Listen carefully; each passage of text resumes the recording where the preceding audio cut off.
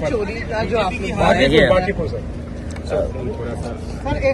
शिव जी आप बांकीपुर के हार के बाद भारतीय जनता पार्टी के कार्यकर्ताओं पे कुछ बाकी बचा ही नहीं है और 12 साल का ही रिटर्न गिफ्ट मिला है बीजेपी को।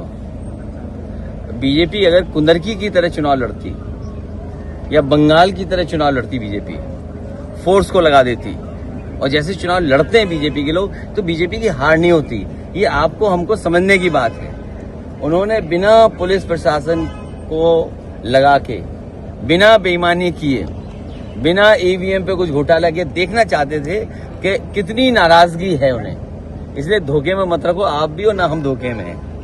ये हार नहीं है। उन्होंने अपना तय किया है कि बिना बेईमानी के जनता कितना वोट देगी। अगर कुंदरकी जैसा चुनाव लड़ते, रामपुर जैसा चुनाव लड़ते, यूपी के बाई इलेक्शन थे उस तरह चुनाव लड़ते, तो क्या बीजेपी हारती? क्या बंगाल में हमने नहीं देखा कैसे चुनाव था?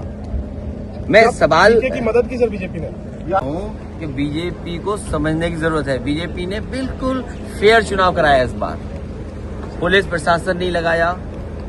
जिस तरीके से उन्होंने कुंदरकी चुनाव में, मीरापुर के चुनाव में, रामपुर के बाई इलेक्शन के चुनाव में या अन्य जो बाई इलेक्शन यूपी के हुए थे, जो बेईमानी की थी वो नहीं की।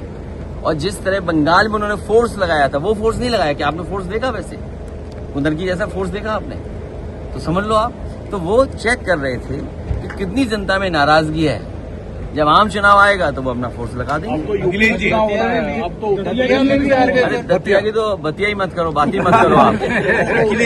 हमें खुशी है कि दतिया की जनता ने और समाजवादी कार्यकर्ताओं ने जिम्मेदारी से अखिलेश जी आपने जीतू पटवारी से बात की थी, दतिया में आपने मदद की। मैंने कांग्रेस पार्टी के प्रदेश अध्यक्ष उनसे बातचीत हुई और हमारी पार्टी का जो भी संगठन है मध्य प्रदेश का और झांसी का, क्योंकि रिश्तेदारियां हैं आपस में, विधानसभा में इधर उधर दोनों क्षेत्रों में एक दूसरे की रिश्तेदारियां हैं, जो मदद और सहयोग कर सकते थे हम लोगों ने किया।